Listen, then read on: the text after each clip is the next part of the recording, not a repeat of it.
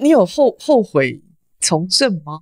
没有啊，那因为我会离开也是很偶然，因为我们家没有从政的背景，就民进党一些创党的前辈，他看到陈定南在选省长的时候，我有去助选，所以就一直要我出来参选国大代表，目的是要废除国大代表，对，但要先进入体制才可以破坏它，对，因为你要废国代是要修宪嘛，对，修宪的权利在国民大会，所以你只能够选国大代表。修宪废除国大代表，那我认为说，这也是一个社会运动，然后再加上那时候96年嘛，民心惶惶，那我那时候在想说，这么多人看得起我，认为我可以，那后来我也想一想，人生选一项会让血热的工作来做，也不虚此生啊。这里是只能喝酒的图书馆。一个出租成见、探索未知的地方。赖副，你一讲话从以前到现在都是这样吗？就是缓缓的，然后轻声细语的，然后很温柔，是吗？聊天不是都是这样吗？聊天不都这样吗？你没什么改变的，我一直都这样子啊，讲话一直都这样子啊。但是你在台上演讲的时候，特别是这个民进党的造势场合上就比较不一样平常跟朋友聊天大概都这样。我们在电视上看过很多种面向的赖清德。是。对。那我很想要请问，就是说，你觉得在你心里头，赖清德是一个什么样的人？然后你怎么去看待赖清德？其实我是乡下小孩嘛。然后就是很一般的人，对，所以但我这样的认知是给我一个很重要的这个一个好像就是结果，一个很重要的结果就是会尊重每一个人。你真卡嘛，真卡囡啊，所以我也记得我出门过去跟我妈妈出门。然后如果碰到长辈，我如果晚一点叫称呼这些长辈，我妈都会骂我们。你看没叫，没礼貌，没礼貌。你看没叫阿姐，你看没叫阿姨，你看没叫妈。从小，所以我们在那个乡下这个环境，就是碰到每一个长辈，我们都要有礼貌的称呼嘛。因为我们乡下孩子嘛，然后一下子到都市。哇，那个我高中的时候，我们同学都很强，哇，这是人外有人，天外有天。就是那时候念建中的时候，是啊，所以更了解自己是平凡的。我有看过一个报道啊，就是他讲了一个故事，是你小时候有一次你好像急性盲肠炎还是什么，然后到学校去，然后因为你本来上课都很专注，结果那一天那边挡来挡去，然后老师就问说赖清德一些冲讲，然后老师才发现你身体不舒服，送你去医院，因为你那时候家里面没什么钱，因为要开刀要一笔费用，然后老师就发起一个募款，那你就很开心的就把这个募款拿回家给妈妈，然后你妈妈并没有收，对，然后他的意思就是说，再怎么样我都可以，我们不需要拿人家这样子的钱。对。那我在看完这个故事以后，我就发现一件事情，就是你好像在长大以后的有很多的价值观，其实受到你妈妈很多的影响。没错，因为其实先说那时候我得到这个盲肠炎其实还觉得说，哎呦，怎么运气这么不好？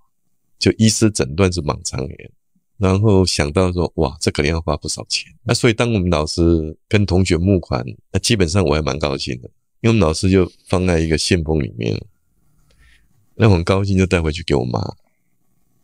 那我妈的反应让我真的，我到现在我都觉得很惊讶，我妈竟然连打开都没打开然后我妈就问说这上面我问这是老师贴来募款，我妈讲这不是，意思是说我的同学毕业啦，天南地北都会到处去走，我们没有办法还这个人情。这人情我们还不起，所以我妈就说不行，我们不能够接受。我们家虽然困难，但我妈妈不随便接受人家帮助。这个有影响到你？有，就是成长以后，然后你进入社会，你成为医生，然后你后来从政，一路上，那它的影响是什么？因为我妈是非常坚强的，勇敢坚强。有一次啦，我跟我妈在树下聊天啦，那当然那时候我已经念高中了嘛，那然后我们隔壁一个邻居啦，他也是亲戚啦，因为我们那边都是亲戚住在一起嘛，然后他刚好从外面回来啦，然后就走过我们家门口，看我妈跟我坐在树下聊天，他就说他停下来了，然后就跟我们聊了几句，然后一聊到那就夸奖我妈妈，他说啊，你实在就把好你就说我爸那么早过世，那孩子那么多，我妈竟然这样一个人，辛苦抚养长大，他等于是在肯定我妈妈，夸奖我妈。我妈是讲一句话啦，一共没啦，那天无绝人之路，天无绝人之路。对，所以我妈妈是非常勇敢，非常坚强。她是一天到晚都在工作啦，就是我起床前她已经去上班了，我睡觉的时候她还没回来，一天做很多工作。所以连带了我在从政，特别是做基层服务的时候，其实我是会特别关注到弱势的民众。那当然我们也都服务都不开，一开都不收礼，也不希望人家任何的回馈。像我以前在当立委的时候，我每个礼拜固定回去做服务嘛，就像看门诊一样啊，我每个礼拜三下午回去看门诊，不是回去看门诊，就是回去图书服务，然后都大排长龙啊。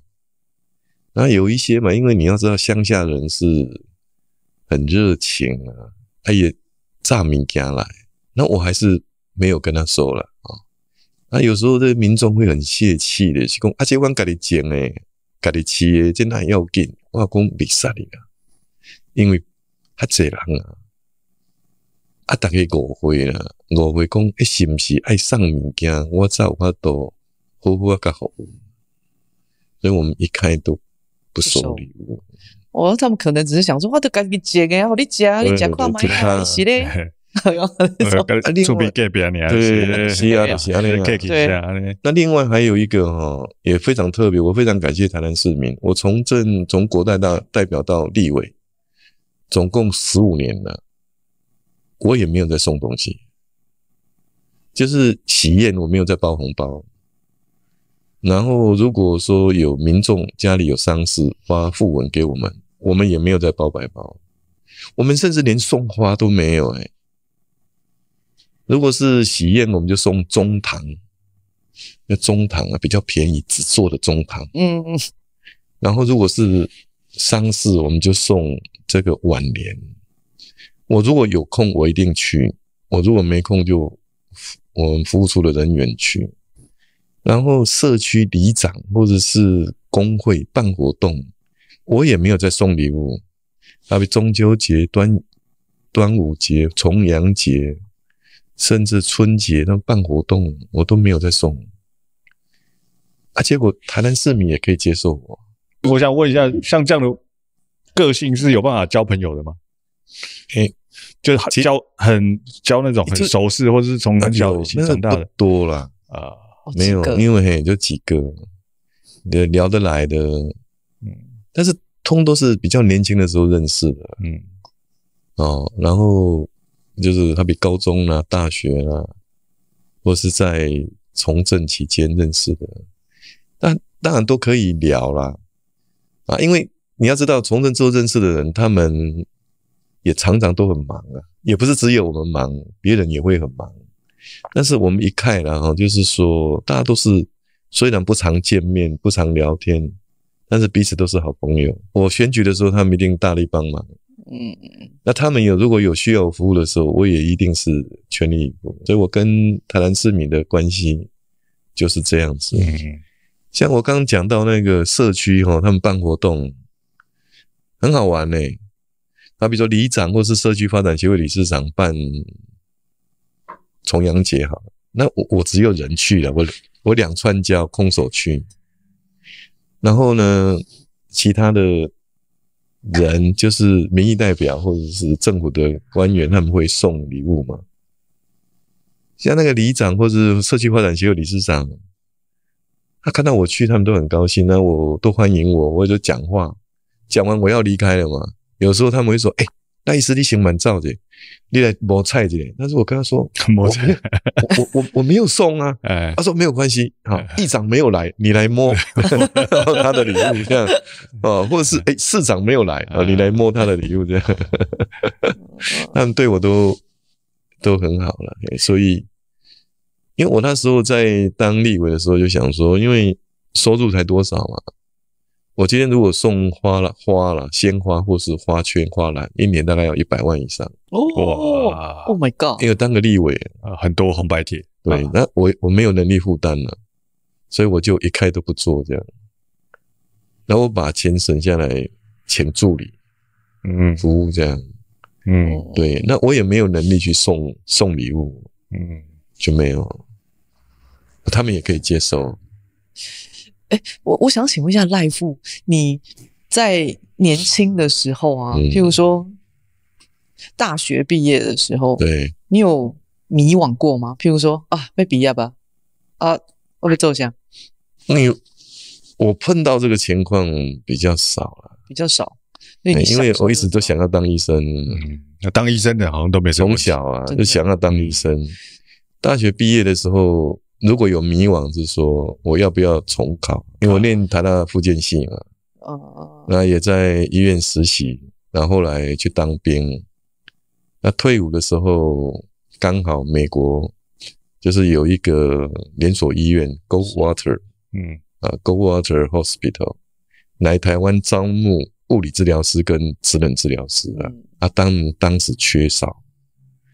那我们班上大概1/3的人就去了美国，因为当时他们给的条件还不错，就说1年有1个月的假，然后有7个 NYU 的硕士学分给你去修。听起来很好。然后年薪那时候也还不错。因为我退伍的时候，我们同学有人要去啦，那我也问我妈，那我妈是不赞成的。那我也在想，因为父母在不远游那后来我们班上有1/3的人就在重考学社会学系，有1/3人留下来本业那我是1/3再去考学社会学系。所以那时候如果说有迷惘，大概是要去美国重考，还是就直接做物理治疗师，比较重要的选择啦。对。然后后来因为有时候都受朋友影响我有几个很好的同学，他们就要重考那我就跟着就重考，因为想要当医师也是我的这个心愿。那你有没有觉得当时如果去美国会不一样？完全不一样一定是不同的生活。肯定对啊，会不会就当时你就可能不会从政？一定不会从政的，因为我这一次我有好几次去美国嘛，碰到我同学跟我学弟妹其实他们过得也不错，但就不会跟这个政治有任何关系，完全没有关系的。因为他们还有些自己开 clinic，也做得不错，对，收入也不错，然后都是好的选择，对，成就感也不错，但就不一样，完全不一样，生活也不错。铁定比对去美国开 clinic 那个肯定比现在好的。他说铁定比较还要跑选举行程，听起来很累真的。那个，我刚刚问一个问题，就你有后悔从政吗？没有我的人生观是这样啦，有时候宁可做错了不要后悔没做。因为当初就1996年嘛，台湾第一次选总统，那当然是一个主权独立的象征嘛。就是选总统当然代表台湾是一个主权独立的国家，那中国就发射飞弹了，对，然后全国民心惶惶，虽然李登辉前总统有18套的剧本在因应，可是还是仍然没有办法减少社会的忧心啊。那时候一堆人移民到什么贝里斯去啊，什么一堆没有高拉库好多。对，那也有一堆人离开原来的工作，投入政治。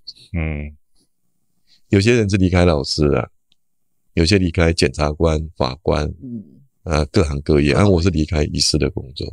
那因为我会离开也是很偶然，因为我们家没有从政的背景，是因为到台南这个民主的圣地，就民进党一些创党的前辈，他看到陈定南在选省长的时候，我有去助选，所以就一直要我出来参选国大代表，目的是要废除国大代表。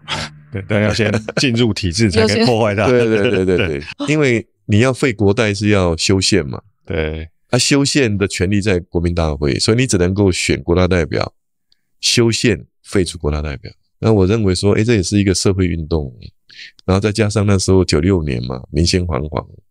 那我那时候在想说，这么多人看得起我，认为我可以。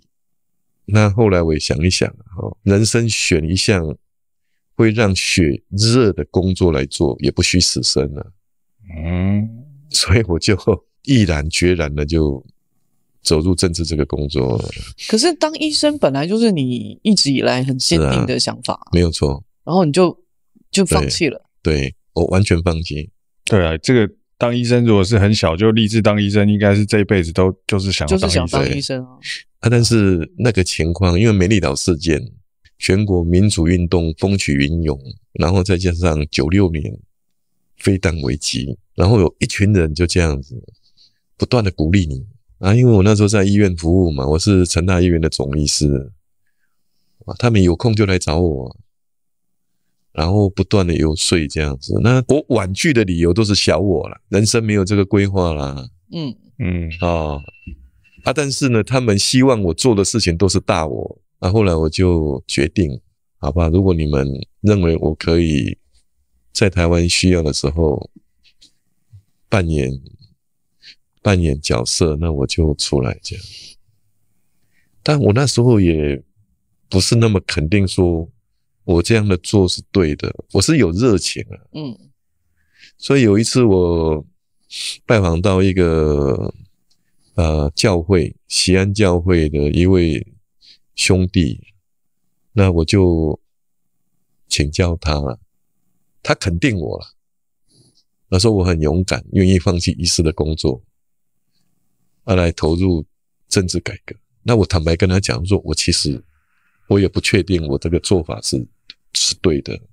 后来他引圣经马太福音里面的一段话跟我讲，他是说上帝要赐给予有的人更多了要把没有的人手中所仅有的也拿走。他就解释说，上帝是希望人要肯奉献，你越肯奉献，他会跟你越多；你不肯奉献，你手中所仅有的，他也会拿走。那经过20-30年了嘛，我认为这段圣经讲的没错了，也让我的生命更丰富，认识更多的人，然后觉得此生也很有价值，不虚此生这样。你在这个过程当中，你有曾经对你自己质疑过吗？就是不管是碰到什么样的决策，然后或者是什么样的决定也好，就是你有一刻是质疑过自己的吗？当然有因为从政20-30年，面临许许多多的挑战，有时候也会认为说，自己是不是够这个能力去承担这个事情。那当国大代表，因为我还在当医生嘛，因为国大代表可以兼职，他上班国大代表可以兼职的还蛮开心的。国大可以兼职，因为他上班他开会只有暑假那2个月去7、8 2个月，就是去阳明山，对，阳明山开会，中山楼，对。然后当立委的时候也还好嘛，因为我们的专业背景要胜任个立委也没有问题。那我第一次第一次是当选市长那一天晚上，我卸票回到家，把电视打开，我看到电视的评论，我那时候才觉得说，我出来竞选市长，我责任很大。那时候有在想说，我是不是能够承担起这一个重责大任？选上的是那天，选是那天晚上，因为我在当立委的时候，曾经有2次可以进入内阁，我都拒绝了。一次是陈建仁署长，卫生署署长陈建仁，他来找我，希望我当他的副署长，然后他特别跟我说，因为他要回台大，回学校教书，因为借调时间到，他就要回去了。他希望我能够接任卫生署署长。那我没有，因为我从政的目的是希望推动国家改革。改革的重点是在国会。你国会过半，你才有办法。你当个行政首长，对我来讲，卫生署署长是医界的最高的行政首长啊，是可以这样讲，对医师来讲是很高的荣誉啊。但是我那一天我没有考虑了，我就跟他婉拒，谢谢他。第二次是第一次的单一选区2票制立委，以前是复数选区。那2008年那一次是第一次单一选区2票制。那张俊雄找我，当时他是行政院长，找我当他的行政院秘书长。哇，这个我更是惊讶，因为张俊雄是美丽岛的事件的辩护律师啊，他是我们的前辈，大佬。我当立委第一次当立委，新科立委，他是我们党团的总召集人。那时候你几岁的时候？那时候大概不到40岁。其实我没有跟他像这样聊天过，也没有跟他吃饭过，从来都没有。结果他有一天，他当行政院长找我去到他的官邸，邀请我当他的行政院秘书长，我真的愣住了。我记得我只问他一句话：你来催我啊？你来催我？你来催我？我刚才也不熟悉啊。我公司为这个好奇，我觉得很合理。你来催我啦。结果他很有意思，他就说我就是要栽培你的。为什么呢？你觉得？他跟我说，他就说他要栽培我。他说他在立法院看过我的问政表现。我跟他说我要选立委，我要拼国会过半。谢谢院长的好意。像这种我是很坚定的。但是呢，我选市长是因为没有人可以选了，因为我们县市没有合并之前，我最资深了。国民党有2个立委很强，就只有我能够赢他。那时候蔡英文是党主席，他叫我要回去选，否则的话，没有人可以接棒许天才市长的位置，打不赢。所以我就只好决定要回去。后来没想到县市合并呢，我想说我应该可以留在国会。可是呢，又发生了市民希望我选市长，对他们可以提供最直接的服务。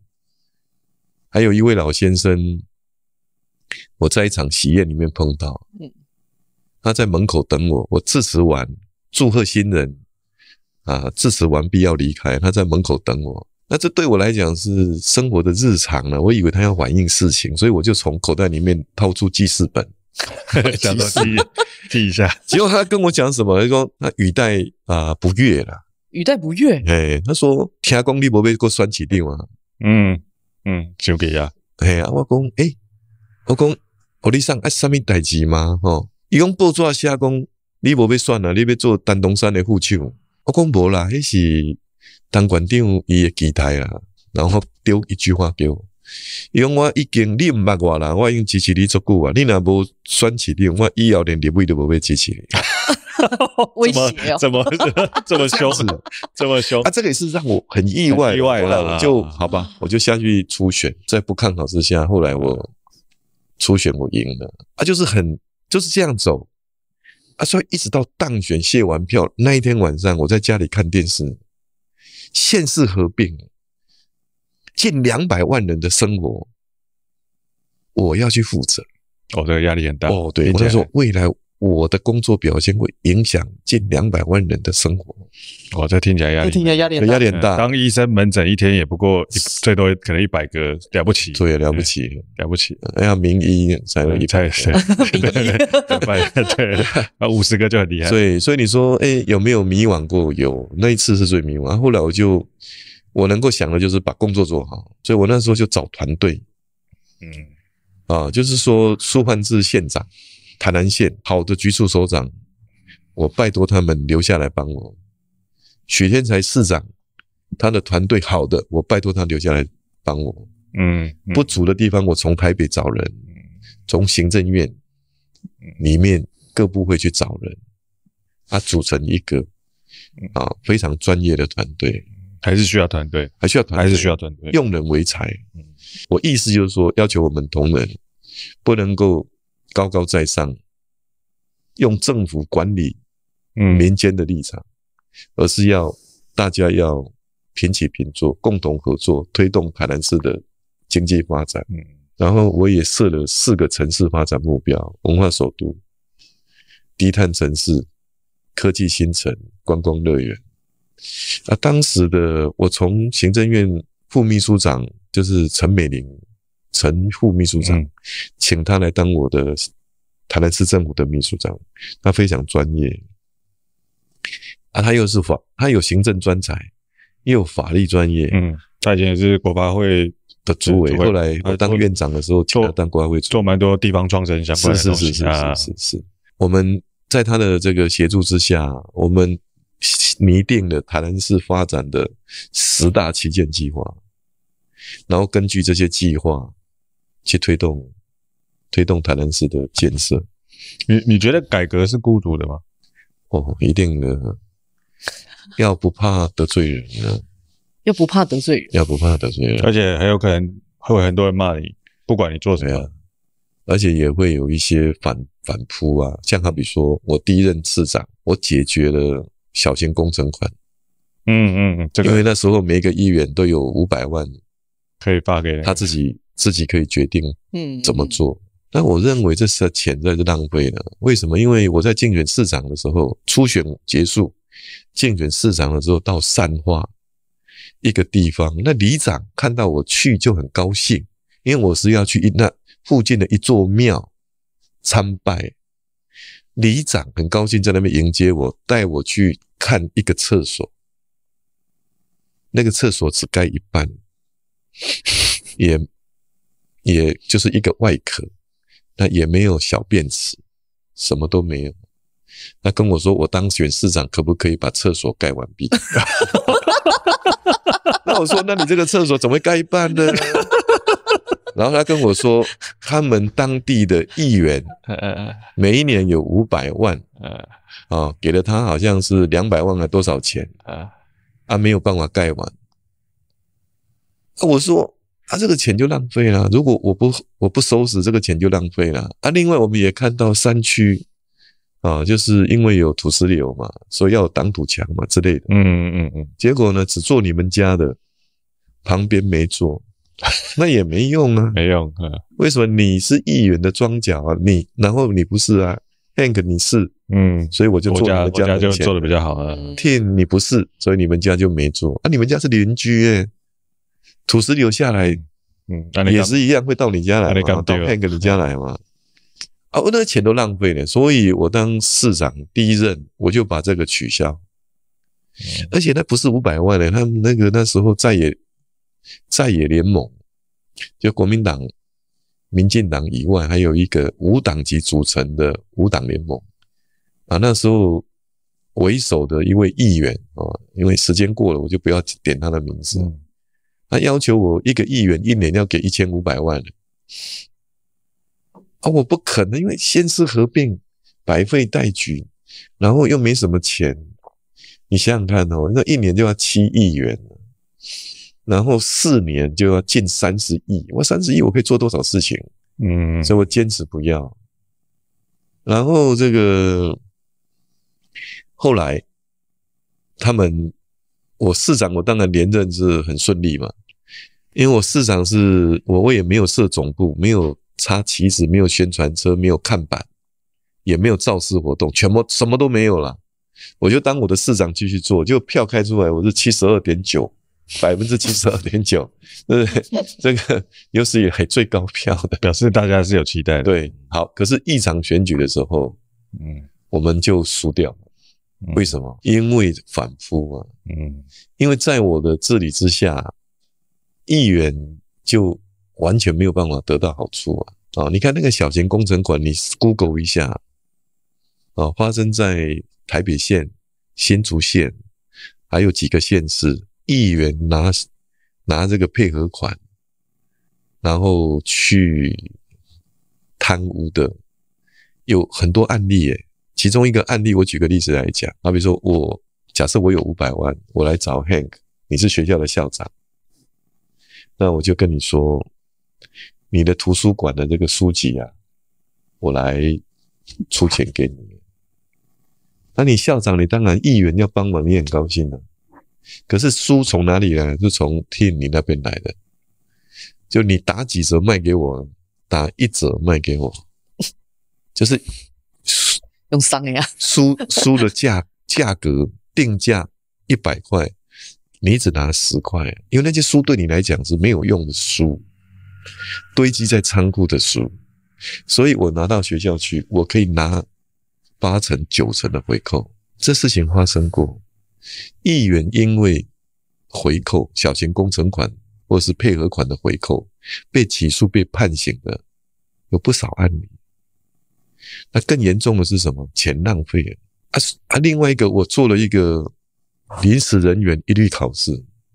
以前临时人员是县市长做人情的，比如说你议员来跟我说你的庄脚或者你家的人要来市政府做工，那我就要求你要支持市政啊，那我就给你临时人员这个缺。那有一些是议员拿红包，就裙带关系啦，对，或者是甚至有些是拿红包，那我就临时人员全部都用考试，不让人家建议的。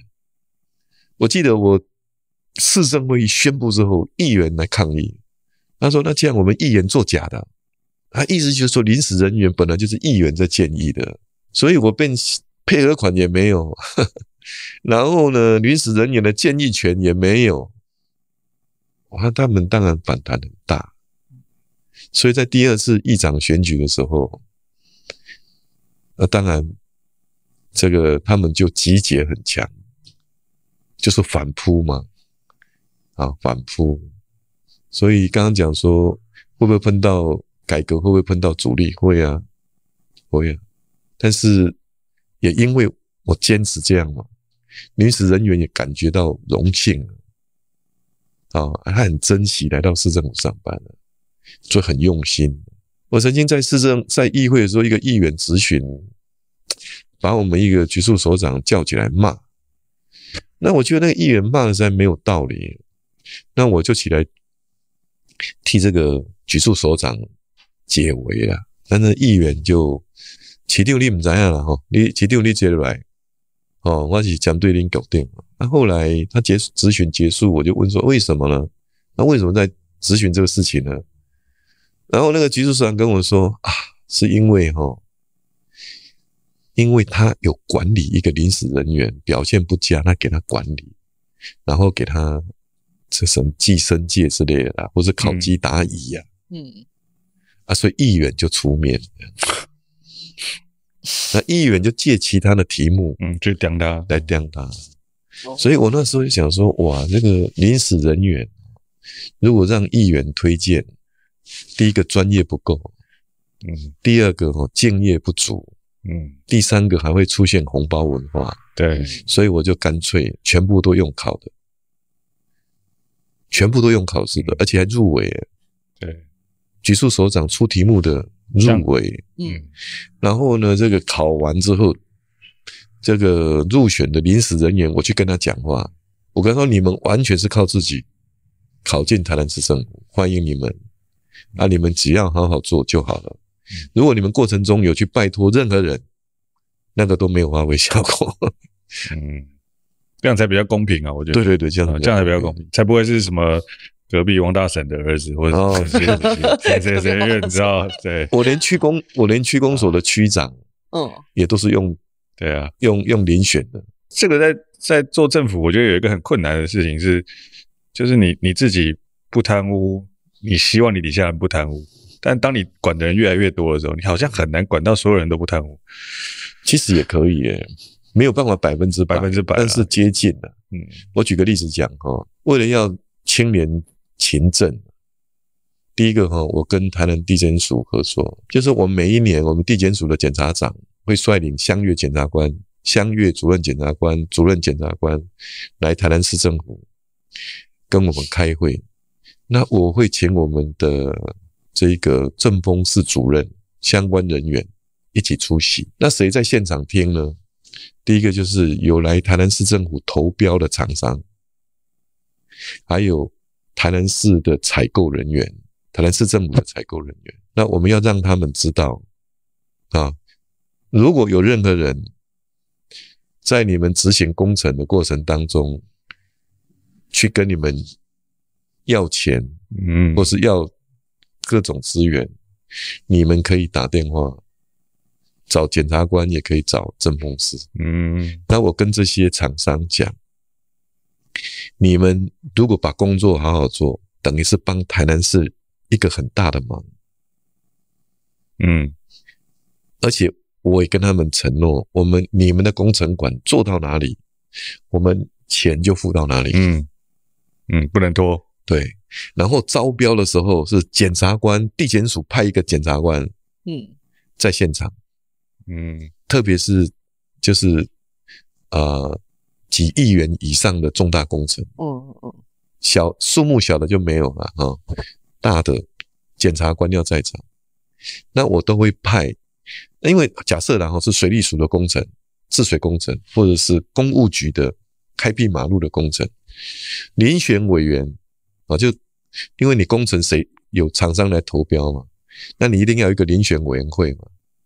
那遴选委员就是由公务局去遴选专家学者、公正人士来担任，但是其中有一个我一定是派副市长或是秘书长去压阵，看你整个过程有没有好好做，而且检察官一定在场。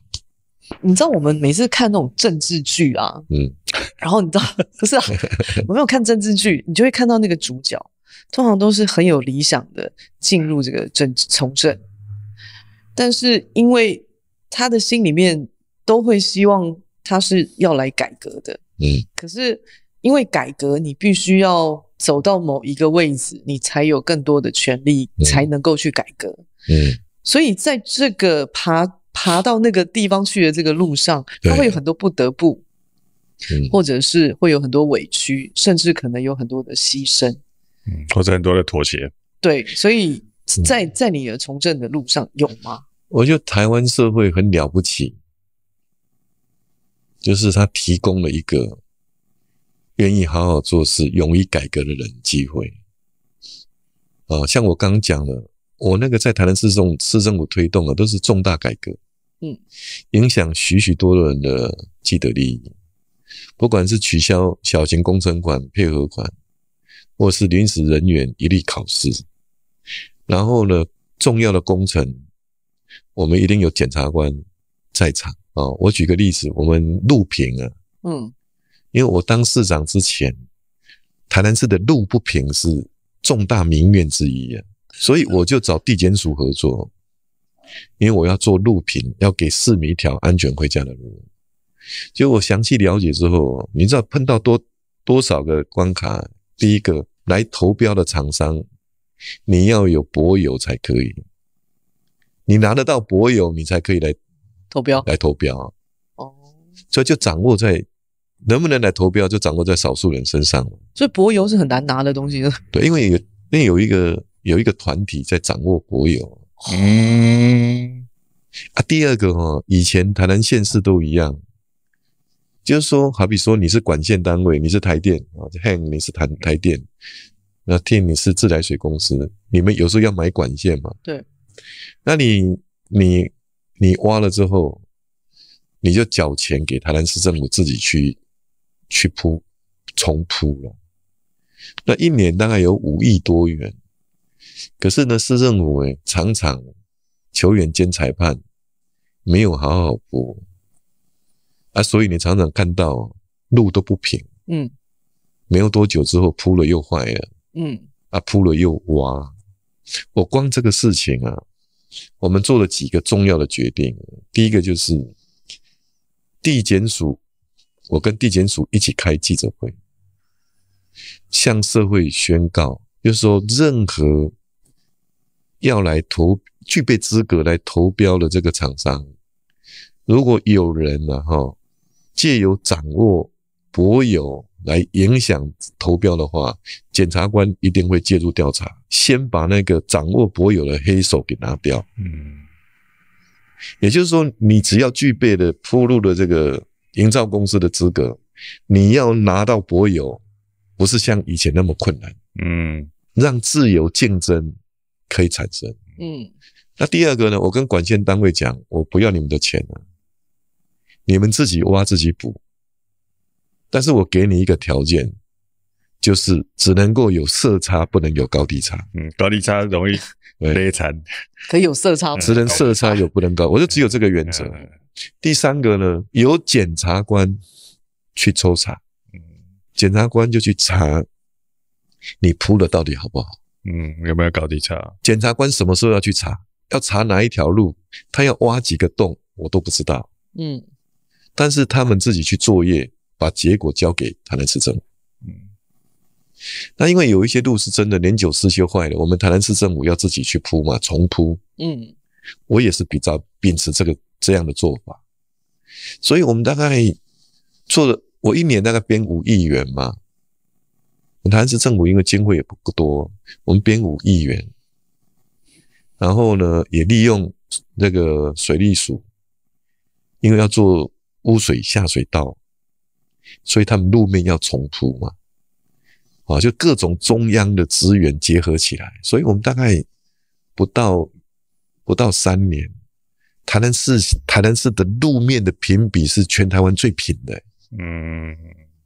那我问一个问题，是就以赖副的角度来看，你刚刚讲了很多都是制度面要做的事情，你相信国家的治理有良好的制度比较重要，还是有良好的领导人比较重要？都重要，良好的领导人要优先，他才有办法去治理建立好的制度，然后另外还要能够去执行。土法不足以自行你还要能够有执行的人才有办法。对你来说，一个良好的领导人的必要条件是什么？第一个就是说要有远见吧。你是一个有远见的人。我希望你们这样看我那就是说至少对，好比说你当市长，你这个城市未来要发展怎么样的一个城市，你要有愿景。那你这个国家未来要发展什么样的程度，你要有愿景，你要先有愿景，然后你还要有这个目标然后要有计划，还要有执行的人，所以团队也很重要。那如果聊到这，我就很想问赖副，我很想问的第一个问题是说，那你觉得台湾是一个什么样的国家？再来是，那你觉得我们现在是身处在一个什么样的时代里头？台湾是很棒的国家，可惜是并不是每一个台湾人这样觉得。台湾真的很棒，你从外国访台的贵宾口中听到，其实你都会感动啊。他们都认为，第一个，台湾是一个追求民主、自由、人权的国家。我们的民主的分数，根据经济学人的评比是全球第10，亚洲第1。我们的自由评比，根据美国自由之家，我们是亚洲第2，只输给日本一点点。然后台湾也是亚洲第1个婚姻平权的国家。这是重视人权，这是真的啊。你看哦，台湾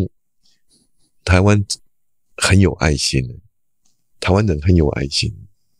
你不要说日本大地震，我们捐了这个很多的爱心给他们。中国天灾地变，台湾也不例外啊。连南亚海啸，我们也捐了很多啊。不是只有这些而已。平常你看我们台南地震，我真的是深受感动。我们台南地震1个礼拜而已，来自海内外40几万笔的捐款。有那种几百块的，几万块、几十万、几百万、几千万，也有上亿元的，40几万笔哦。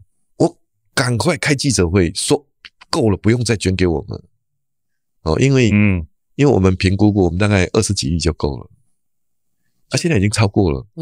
那因为全国每一年的善款其实有限嘛，对不对？假设 Hank 你一年大概捐个5万块，你现在捐出去了，你可能不会说好吧，我因为今年台南地震，所以我今年的额度变10万块，对不对？不会，大概就是能做多少做多少，对，就做多少我说如果钱都跑到台南来，那其他的公益团体就募不到钱啊，其他的弱势就募不到钱啊。所以我们赶快开记者会。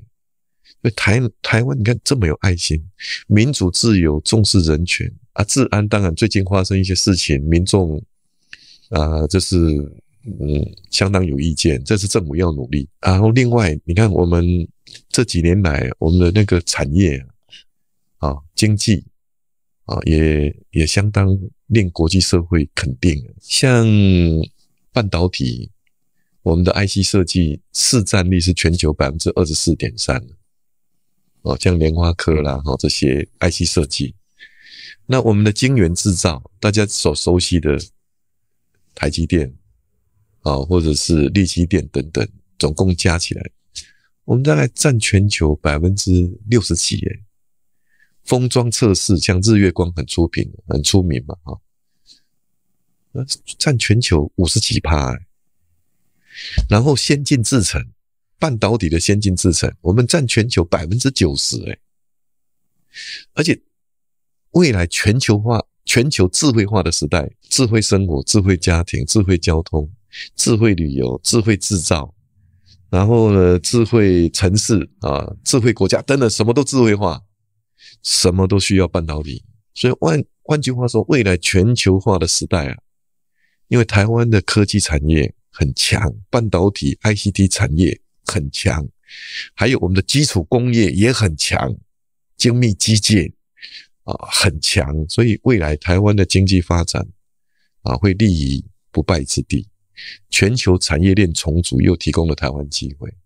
那台湾不是只有半导体而已，你有没有用 iPhone？ 有啊，37%的成本在台湾制造。你有没有开那个 Tesla？ 没有。这真的没有。70%左右的零件成本零件在台湾制造，或是台湾的公司制造。但是刚刚我们在说台湾是一个很棒的国家，但是很多人并不这么认为，你觉得为什么呢？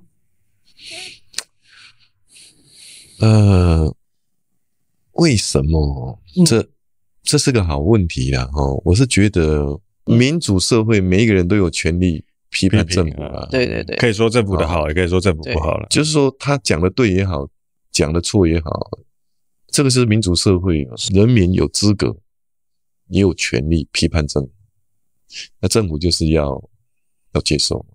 我们也必须要讲，就是说民党执政也不是说每一件事情都做到很好，100%的民众完全满意，这些人任何的批评都很珍贵，因为这是政府要去做的嘛。我那天听你讲一个东西，在你成立那个客家的后援会的时候，你讲说台湾的民主要从上一个阶段迈入下一个阶段。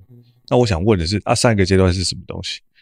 下一个阶段又是什么东西？之前因为民进党创立的目的是为民主打拼嘛，下一个阶段是要为和平奋斗。民进党不同时代有不同的使命。所以我刚刚有提到嘛，因为民进党是1986年9月28号成立，是在戒严时期。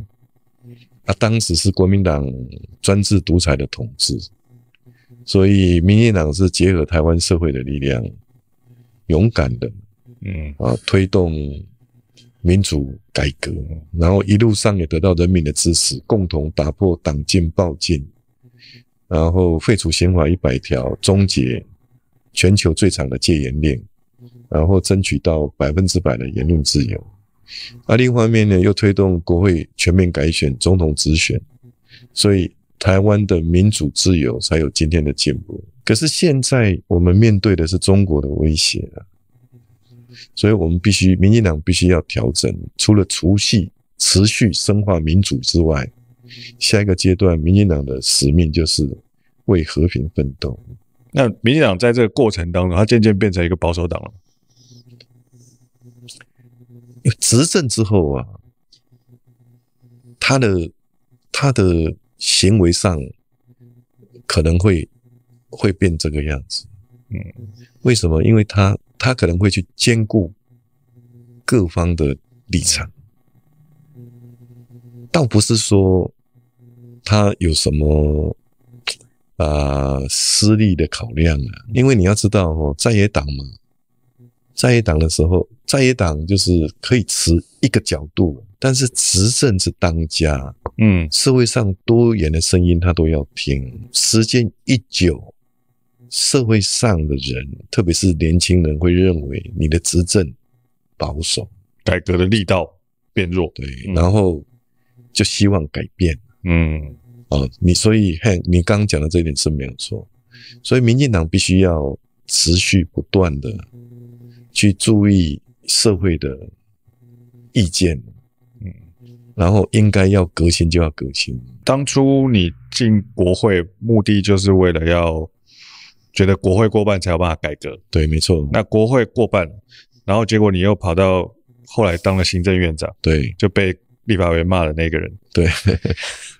那接下来要竞选总统，对，你觉得如果你选上总统的话，你有可能会去推动修宪，让台湾的这个目前这个，你觉得台湾同时有总统跟行政院长这个双头马车是合理的吗？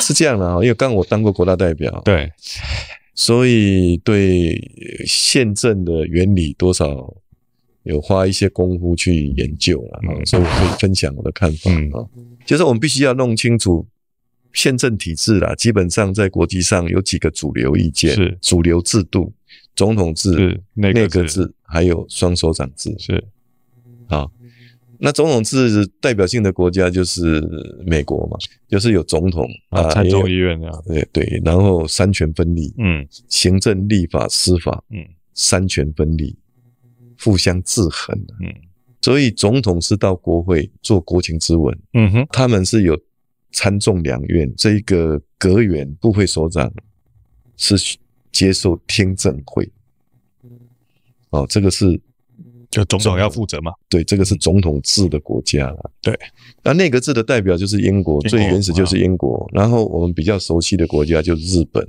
那英国有女皇，日本有天皇，就是有一个虚位的元首但是呢，国会多数党就是组成政府，然后国会多数党的领袖就是行政院长或是阁揆嘛。英国也是这样，日本也是这样。但是内阁制的国家就是总统发布命令，要由行政院长或是阁揆附属，然后内阁制的国家就不是三权分立了，因为它行政跟立法是一起的，所以他们不是，有些人误解了，讲三权分立可是又以内阁制为例，那内阁制是监督制，监督啦，立法监督，在野党监督行政不是三权分立互相制衡。那你觉得台湾是？那台湾是双首长制。对，那当初为什么要双首长制呢？因为第一个，因为台湾的宪法基本上是倾向原来的宪法是倾向内阁制，行政院长或是阁揆要立法院同意的，有立法院同意权。就我再补充这一点。那台湾就是双首长制，法国的代表，国际上双首长制代表性的国家就是法国还有北欧几个国家是双首长制那台湾在修宪的时候才双首长制，那为什么会这样呢？第一个就是我刚刚讲了，因为台湾从中国拿到台湾的这一个宪法本身是比较像是内阁制，总统发布命令要行政院长附属，第二个呢，行政院长要经过立法院同意，对所以当初原来的这一部宪法的设计是一个内阁制设计的宪法，可是当时国内呢风起云涌的民主运动，因为面对中国的威胁，人民希望直选总统，因为台湾没有虚位元首，对，也没有什么，也没有女王或者也没有天皇，所以我们希望选择一个总统直接来面对，代表国家面对中国，这是第一个考量第二个考量，第一个是原来是内阁制的设计，第二个是我们需要一位有实权的总统，那第三个呢，你去看看法国双首长制跟中欧一些国家，像意大利啦、西班牙这些国家，他们都是多党制，又是内阁，常常都没有办法过半所以政权都来都去，不断的在换来换去，所以社会很不安定，常常在总辞或什么的。对，所以你看嘛希腊西班牙都是这样，所以台湾当时在修宪的时候，李登辉总统那时候，朝野认为台湾的政局要稳定，因为我们有外来侵犯的国家，所以那时候朝野主张要有总统，那你即使朝小野大，也不至于政局动荡不安的，所以那时候才会通过双首长制。理解。那你今天如果说，但内阁制有内阁制的好处，总统制也有总统制的好处。那台湾是情况比较特别，采取了法国的双首长制。那简单的讲地方政府就是首长制。我那时候在对抗这个贿选的议长的时候，李全教我知道这个很出名，很久没有进议会报道，就是有一个学者就写出了这内阁制跟总统制的不同。他说，如果是内阁制的话，现在台南市长就是李全教如果是总统制的话，那就是赖清德你想想看你再去想想看。我还是要强调，因为学宪法的人很多人主张内阁制，内阁制的确有它的优点，但台湾的情况特殊，我们是没有办法走100%的总统制，但是96年开始的修宪所采取的双首长制，其实是有它存在的道理，有道理，对，大概是这样，理解。所以联合政府的概念是不得不下的结果，理解。这样我讲，我完全理解。对，并不是说联合政府是一个好处，这样的话全国可以团结，没有，因为民主政治就是政党政治嘛。那我们可以另外问一个问题吗？那你说，就你跟你老婆感情好吗？你为什么突然跳这里了？好啊，我不能跳啊！我只想把我想问的问题赶快问一问啊！时间有限啊。好啊，我们刚刚谈了很多政治，你们说不谈政治，我看都在谈政治。对，好啊，你跟你老婆感情好吗？你从政的时候，他有曾经抱怨过吗？或是说不定到现在还在抱怨吗？抱怨当然会抱怨啦，因为你不要说我啦，如果你从政，我看 Tim 一定每天跟你抱怨。绝对没有，但通常我会派他出去从政。对，因为我太太没有预期嘛，我会从政，从政带给他相当的不便。我举个例子讲，他在台南市的营业处啊，距离我家开车3分钟，选上立委他就到高雄去了。对，我选上不，我选上是不是？没有，我选上市长他就到高雄去了。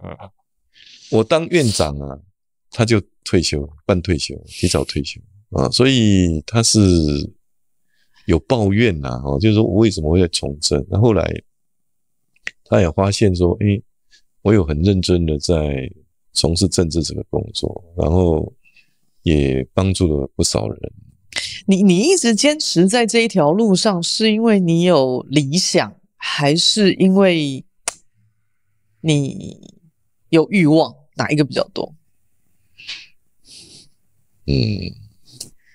我有我的理想性啊，我有我的理想性，因为我之前有讲，就是说我从政是希望能够推动国家改革，让国家能够正常化，所以为了达到这个目标，我也没有去当卫生署署长，也没有当行政院秘书长。我希望